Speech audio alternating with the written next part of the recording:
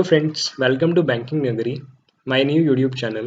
My name is Vaibhav Saini and today I'm here to discuss the strategy and my experience about my journey कि कैसे मैंने 2 साल के अंदर 3 government jobs को हासिल किया और ये तीनों के तीनों रिजल्ट्स आपको पता है इसी महीने में आए हैं।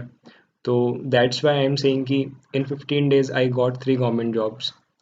सो फर्स्टली आरआरबी क्लर्क का रिजल्ट आया था जो मेरा क्लियर हुआ, देन आरआरबी पीओ क्लियर हुआ एंड देन अभी परसों एसबीआई पीओ क्लियर हुआ।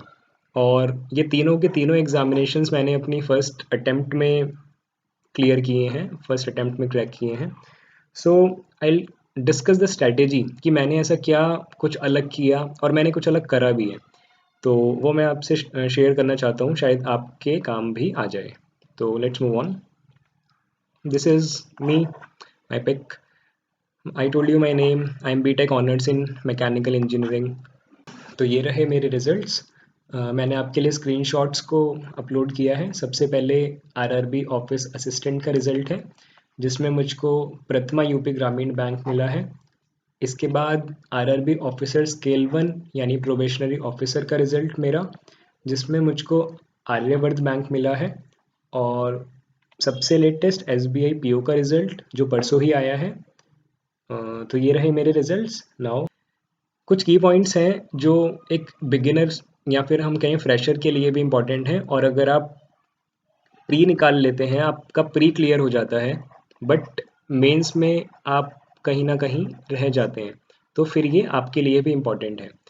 फर्स्ट ऑफ ऑल, अगर आप बैंकिंग स्टूडेंट हैं या आप किसी भी एग्जामिनेशन की तैयारी कर रहे हैं, तो सबसे पहला इम्पॉर्टेंट पॉइंट है आपके पास पेशेंस होनी चाहिए।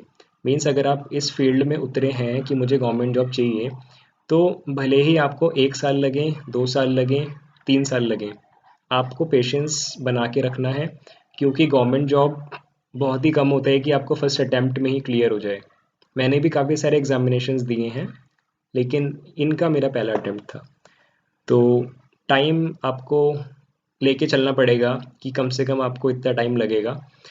तो first is patience, next is time management. Time management, अगर आप बैंकिंग स्टूडेंट हैं तो टाइम मैनेजमेंट आपसे अच्छा कोई नहीं सीख सकता, क्योंकि प्रीलिम्स का एग्जामिनेशन आपको टाइम को मैनेज करना सिखा देता है। अगर आप सीख गए टाइम मैनेज करना तो आप प्री क्लियर कर लोगे। अगर आप उन 20 मिनट्स का यूटिलाइज करना नहीं सीख पाए तो प्री निकलना मुश्किल है। तो इम्पॉर्टेंस ऑफ टाइम आपको पता होनी चाहिए, और इम्पॉर्टेंट भी है for a banking student. Prelims, mains और इंटरव्यू, अगर हम सपोज करो पीओ की बात करते हैं, प्रोबेशनरी ऑफिसर की, एसबीआई की बात कर लेते हैं कि एसबीआई पीओ की बात करते हैं। Prelims is all about your calculation speed. Prelims आपके दिमाग से, आपकी नॉलेज से डील नहीं करता, उसको आपके नॉलेज से कुछ मतलब नहीं है। वो बस ये देखता है प्रीलिम्स के एग्ज़ाम में कि आप कितने फास्ट हैं, आपकी स्पीड कैसी है, आप कितना जल्दी कैलकुलेट कर पा रहे हैं। अगर आप स्पीड और कैलकुलेशन में खेल गए तो प्रीलिम्स आराम से निकाल लोगे। मेंस में उल्टा होता है। मेंस में उसको आपकी स्पीड से बिल्कुल लेना देना नहीं है। मेंस में वो आपका चेक करेगा आपको कितनी नॉलेज है। तो फर्स्टली स्पीड यहाँ चेक हो गई, मेंस में आपकी नॉलेज चेक होती है। और अगर हम एसबीआई पीओ की बात करें, सपोज रीजनिंग की बात करते हैं, तो 45 क्वेश्चंस आते हैं। तो 45 क्वेश्चंस में से आप अगर 15 क्वेश्चन भी कर पा रहे हैं तो आई थिंक 15 से 18 बहुत अच्छा अटेम्प्ट है। तो सब कुछ तो करना ही नहीं होता मेंस में। तो आपको पता लग रहा होगा कि स्पीड का गेम नहीं है, खाली नॉलेज का गेम है, कि उन 45 में से कैसे आप इन 15, 16, 17 क्वेश्चंस को ढूंढ के निकालोगे जो आपको मार्क्स दिलवाएंगे। ठीक है, मेंस की बात आते हैं इंटरव्यू पर। इंटरव्यू का बहुत वो बना हुआ है, अगर हम यूट्यूब की बात करें कि इंटरव्यू बहुत डिफ़िकल्ट होता है, 5 लोग बैठते हैं पैनल में, वो पता नहीं क्या क्या पूछते हैं, और बहुत हवा बना रखा है इंटरव्यू का, जबकि ऐसा कुछ नहीं है। वो बिल्कुल फैमिलियर होते हैं और बहुत ही कूल माइंड होके वो आपसे पूछते हैं। फैमिलियर और एनवायरनमेंट बहुत अच्छा होता है इंटरव्यू रूम का। आपको ऐसा लगेगा ही नहीं कि आपके सामने इंटरव्यूअर्स बैठे हैं, आपको लगेगा कि आप अपने पेरेंट्स से बातें कर रहे हैं। वो इतना अच्छा माहौल बना देते हैं। और सीधा फिर आगे चलते हैं, ज़्यादा इसको अभी डिस्कशन ना करते हुए। मिनिमम आपको 7 से 8 घंटे पढ़ना है। अगर गवर्नमेंट जॉब चाहिए तो मिनिमम 8 घंटे तो पढ़ना ही पढ़ना है, मैक्सिमम आप इसको 8, 10, 9, 10 घंटे लेके जा सकते हो आराम से, जितना आप कर पाओ। करंट अफेयर्स मेंस में आते हैं, तो मैंने तो अफेयर्स क्लाउड को फॉलो किया था।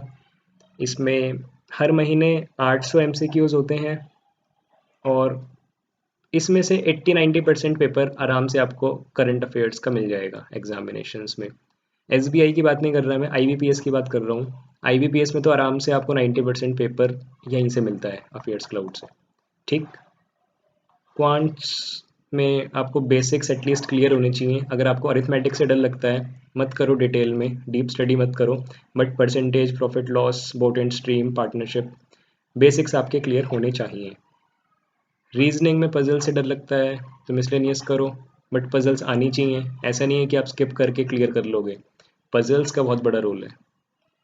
लॉजिकल आप स्किप कर सकते हो क्योंकि ये आपके नेगेटिव में ही जाएगा, मोस्टली लॉजिकल से आपका स्कोर नेगेटिव जाता है, पॉजिटिव बहुत ही कम होते देखा है मैंने आज तक। और इंग्लिश बहुत ही वास्ट सब्जेक्ट है, पढ़नी तो पड़ेगी। अगर आप सीबीएसई बोर्ड के हो तो इंग्लिश आपकी ऑलरेडी स्ट्रांग है, बट अगर आप यूपी बोर्ड या फिर बिहार बोर्ड से हैं तो आपको इंग्लिश पे भी काम करना पड़ेगा। अब मैं बताता हूँ कि मैंने सब्जेक्ट वाइज कैसे कैसे आगे अपना स्ट्रेटेजी बनाई और अचीव किया। फर्स्टली बात करते हैं रीजनिंग की। अब मैंने इसको बाइफरकेट कर दिया है प्रीलिम्स में और मेंस में, क्योंकि सिलेबस सेम होता है बट जो क्वेश्चन पूछने का तरीका है वो डिफरेंट होता है। तो प्रीलिम्स की अगर हम बात करें रीजनिंग की, तो सिलोगिज्म स्कोरिंग है, इनइक्वालिटी स्कोरिंग है, कोडिंग डिकोडिंग एक बार को मान लो स्कोरिंग नहीं है अगर आप बिगनर हैं, ब्लड रिलेशन स्कोरिंग है, मिसलेनियस स्कोरिंग है। But you have to take care कि आपको इन सब चीज़ों के शॉर्टकट्स आने चाहिए। अगर आप ट्रेडिशनल मेथड से करोगे तो आप फिर नहीं कर पाओगे 20 मिनट में आप 30 क्वेश्चन रीजनिंग में, 20 मिनट में। तो इन सब चीज़ों के आपको शॉर्टकट्स पता होने चाहिए जो ऑलरेडी यूट्यूब चैनल्स पर अवेलेबल है और मैं भी बताऊंगा। और अगर आपको पजल से डर लगता है तो आप ये मान के चलो, अगर 4 पजल आती हैं प्रीलिम्स में, कोई भी प्री दे लो, 4 पजल होती हैं, उन 4 में से आपको 3 तो करनी ही करनी है, तब जाके आपके 35 में से कम 30 नंबर आएंगे, 30 नंबर या फिर 28 नंबर आएंगे 4 में से 3 पजल करने पर।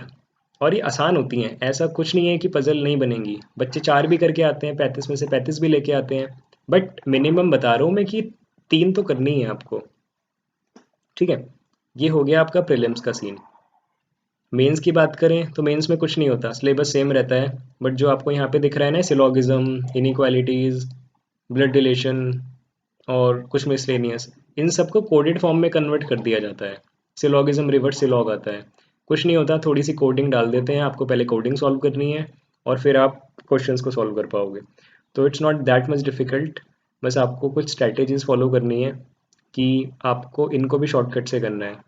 इन सब चीज़ों के शॉर्टकट्स होते हैं और एक स्ट्रैटेजी होती है, आप वो फॉलो करोगे तो ये क्वेश्चंस आपको बहुत अच्छा स्कोर दिलवाएंगे। इसके बाद अल्फा न्यूमेरिक सीरीज़ मेंस में आती है, बहुत स्कोरिंग है, 5 मार्क्स दिलवा के जाती है कई बार। मिसलेनियस करनी चाहिए मेंस में। ठीक।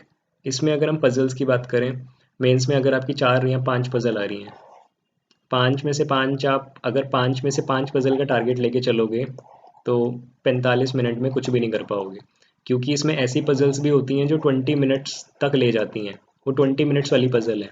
अब सपोज करो आप इस 20 मिनट्स की पजल में ही फंस गए, तो 45 में से 20 मिनट तो यहीं चले गए और फिर भी पजल सॉल्व नहीं हुई। तो आपको उन अगर 5 पजल आ रही हैं तो उन 5 पजल में से आपको ऐसी एटलीस्ट 2 पजल चूज करनी है जो आप कम से कम 25 से 30 मिनट, 25 मिनट ही मान लो कि 25 से 30 मिनट में आप उन 2 पजल्स को सॉल्व कर पाओ। अगर आप 2 पजल यहाँ से सॉल्व कर लोगे ना और यहाँ से मिसलेनियस से और इनकोडेड वाली चीज़ों से नंबर उठा लोगे तो मेंस में आपका स्कोर काफ़ी अच्छा बन जाएगा। मैंने यही सब फॉलो किया, मैं पजल्स के पीछे नहीं भागा।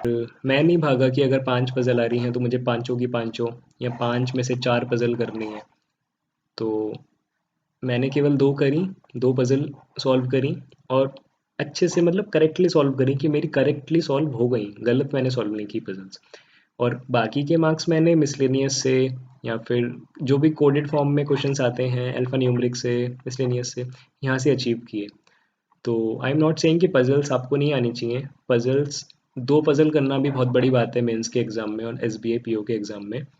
तो पजल्स आपको आनी चाहिए और कुछ नोटेशंस होते हैं पजल में जो मैं आपको सिखाऊंगा कि suppose A is fourth to the left of B and if I am saying A is immediate left of B, so ये नोटेशन होगा। अगर क्वेश्चन में दिया है A is sitting to the left of B, तो ये notation होगा। ठीक, अब आप देख रहे हो यहाँ पे एरो का कुछ चेंज हो रहा है। यहाँ पे मैंने एरो इस तरीके से बनाया है इमीडिएट लेफ्ट के लिए। अगर पोजीशन फिक्स नहीं है कि ए कहाँ पर है लेकिन ये पता है कि लेफ्ट में है, तो मैंने स्ट्रेट एरो बनाया है। तो इस तरह की कुछ नोटेशंस होती हैं कि जो आपको पता होनी चाहिए, और ये मेरी स्पेशल नोटेशंस हैं जो मैंने किसी से सीखी नहीं है बट मैंने खुद डेवलप किए हैं। और अगर ऐसा लिखा है कि आपको डायरेक्शन नहीं पता, आपको बस ये गिवन है कि ए और बी के बीच में 4 लोग और बैठे हैं, तो ये नोटेशन होती है। इट मीन्स कि आपको ये पता लगता है कि ए इस तरफ भी हो सकता है और ए इस तरफ भी हो सकता है। तो ये कुछ स्पेशल नोटेशंस हैं जो मैं आगे आपको वीडियोस में बताऊंगा। और काफ़ी चीज़ें होती हैं, सिलोगिज्म के शॉर्टकट्स हैं, इनइक्वालिटी के शॉर्टकट्स हैं। और जो मेरा शॉर्टकट है इनइक्वालिटी करने का, वो काफ़ी कम टीचर्स फॉलो करते हैं बट वो बहुत कम टाइम में आंसर देता है। पता नहीं, मैं आपको वो वाला ही शॉर्टकट सिखाऊंगा और वो बहुत सिंपल होता है। आपको भी ऐसा लगेगा ये तो किसी ने पहले क्यों नहीं बताया। और कोडिंग डिकोडिंग में प्री की बात करें तो चाइनीज़ कोडिंग ही आती है, तो उसका शॉर्टकट होता है। और पजल्स की मैंने आपको बताया नोटेशंस, अगर आप लिखना सीख गए तो पजल्स करने में फिर आपको दिक्कत नहीं आएगी। ठीक है, बाकी ये सब मैं आपको बताऊंगा अपकमिंग वीडियोस में कैसे इनके शॉर्टकट्स के साथ आपको सॉल्व करना है। बाकी आगे चलते हैं क्वांट्स पे। तो क्वांट्स को भी मैंने दो सेक्शंस में बाइफरकेट किया है, प्रीलिम्स में और मेंस में। प्रीलिम्स में अगर हम बात करें तो आपको एक ऑर्डर दिखाई दे रहा है, आपको ये ऑर्डर फॉलो करना चाहिए। सबसे पहले एग्ज़ाम 20 मिनट्स जैसे आपके स्टार्ट होते हैं। सबसे पहले प्रीलिम्स में आपको सिंप्लीफिकेशन या अप्रॉक्सीमेशन को टारगेट करते हुए सॉल्व करना है और कम से कम 5 मिनट में आपको ये कर लेने हैं 10 के 10 क्वेश्चन।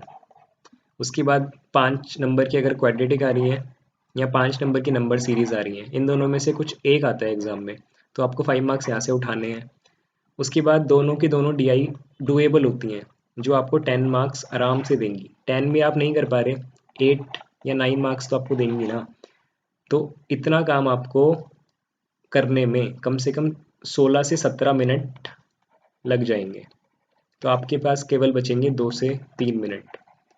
उन 2-3 मिनट में आपको करनी है फिर अरिथमेटिक। अरिथमेटिक से डर लगता है ना, इसीलिए मैंने अरिथमेटिक को लास्ट में रखा है। और मुझे ही नहीं मोस्टली स्टूडेंट्स अरिथमेटिक से भागते हैं। तो लास्ट में करो, नंबर आप यहाँ से गेन करो। जो 2-3 मिनट बच रहे हैं उन 2-3 मिनट में 2-3 क्वेश्चन अरिथमेटिक के कर लो, तो आप बहुत अच्छा गेन कर लोगे। ठीक, अब अगर हम मेंस की तरफ देखें तो मेंस में कुछ नहीं होता, बस जो लेवल है ना, अगर आपका प्री में ये लेवल आ रहा है तो मेंस में उस लेवल को यहाँ से लेके यहाँ तक ले आते हैं। क्वेश्चन सेम रहेगा, बस क्वेश्चन को थोड़ा बड़ा कर देंगे, वो दिखने में बड़ा लगेगा और इसका थोड़ा लेवल राइज कर देंगे। तो मेंस में अगर आपकी मान मान के चलो कि 4 DI आ रही हैं, तो उन 4 में से ना एक ज़रूर ऐसी होती है जो बहुत ही हलवा होती है, बहुत ईजी होती है। तो वो आप में ढूंढने की काबिलियत होनी चाहिए कि उन 4 में से कौन सी डुएबल है, क्योंकि वो दिखने में चारों की चारों बहुत खतरनाक होंगी। उसमें पाई चार्ट भी होगा, उसमें बार ग्राफ भी होगा, उसमें एक ही डीआई में आपको ये भी मिल जाएगा। मतलब एक ही डीआई में पाई भी दे रखा है, बार भी दे रखा है, सब दे रखा है। तो बट वो सिंपल होगी। जो दिखने में हार्ड है ना, उल्टा होता है मेंस में, जो दिखने में हार्ड आपको लग रहा है वो इजी होता है। और जो इजी लग रहा है ना, आपको छोटी सी पजल दिख गई कि 4 लाइन का अनसर्टेन दे दिया, वो उल्टा डिफिकल्ट होती है, जो आज तक मैंने फील करा है पिछले 2 साल में। ठीक, तो आपको डीआई टारगेट करना है कि एक तो एटलीस्ट करनी ही करनी है, और अगर आप अच्छे हैं तो 2 डीआई एटलीस्ट करिए। फिर Q1 Q2 यानी क्वांटिटी 1 क्वांटिटी 2 और डेटा सफिशिएंसी अरिथमेटिक बेस्ड होती हैं। अरिथमेटिक के अगर मैंने बोला था आपको बेसिक्स पता होने चाहिए, तो आपको अगर बेसिक्स भी बताया ना कि प्रॉफिट लॉस का क्वेश्चन कैसे होता है, परसेंटेज का कैसे होता है, बोट एंड स्ट्रीम का कैसे होता है, या फिर पार्टनरशिप के क्वेश्चंस कैसे होते हैं, तो आराम से यहाँ से आप 9 से 10 नंबर गेन कर सकते हो।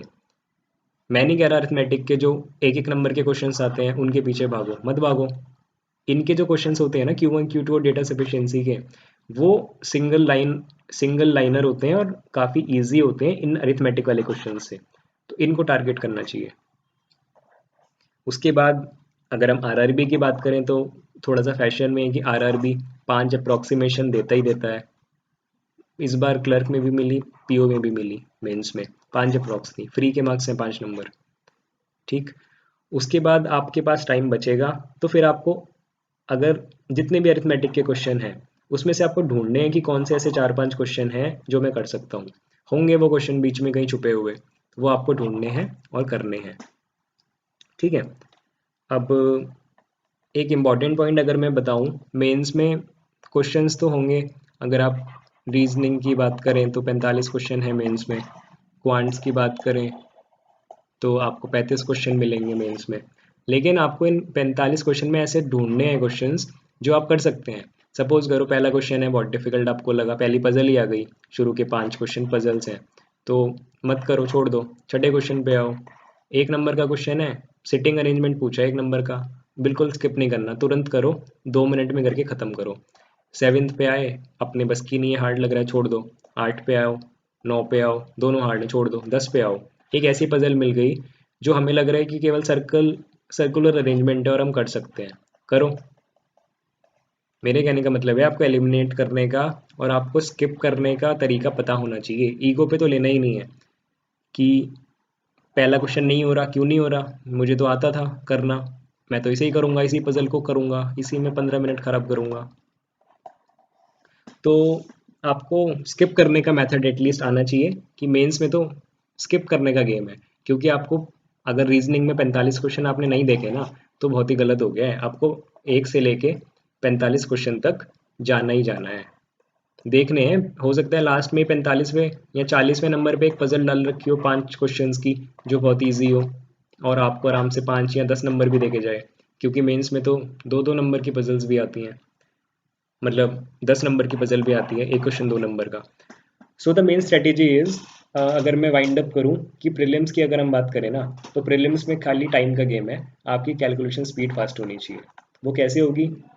आपको स्क्वायर्स, क्यूब्स, मल्टीप्लिकेशन आपका फास्ट होना चाहिए, स्क्वायर्स क्यूब्स याद होने चाहिए, स्क्वायर रूट हो गया, क्यूब रूट हो गया, इनकी आपको शॉर्ट ट्रिक्स पता होनी चाहिए। अगर आपको square root, cube root shortcut से निकालना नहीं आता ना तो बेकार है प्रीलिम्स देने जाना। तो और मेंस की अगर हम बात करें तो mains is all about your knowledge, कि आप कैसे क्वेश्चंस को ढूंढ के निकाल रहे हो कि इन 45 में से कौन से वो 15 क्वेश्चन है जो मुझे आते हैं, जो मेरे लेवल के हैं, जो मैं कर सकता हूँ, तो वो ढूंढने हैं। अगर आप ढूंढ के उनको निकाल लोगे तो आप कर लोगे मेंस क्लियर। और मेंस में आपकी नॉलेज भी चेक होती है कि ऐसा नहीं कि प्री में तो सिंगल लाइनर क्वेश्चन है कि A can do a piece of work in 5 days, we can do it in 10 days। तो मेंस में ऐसा नहीं होगा, थोड़ा उसको घुमाएगा, उलझाएगा, तो वो देखेगा कि आप कैसे उसको क्रैक कर रहे हो, कैसे डील करके आप फाइनल सॉल्यूशन तक पहुंच रहे हो। तो this is all about quant. बाकी मेरा ये यूट्यूब चैनल आप सब्सक्राइब कर लेना।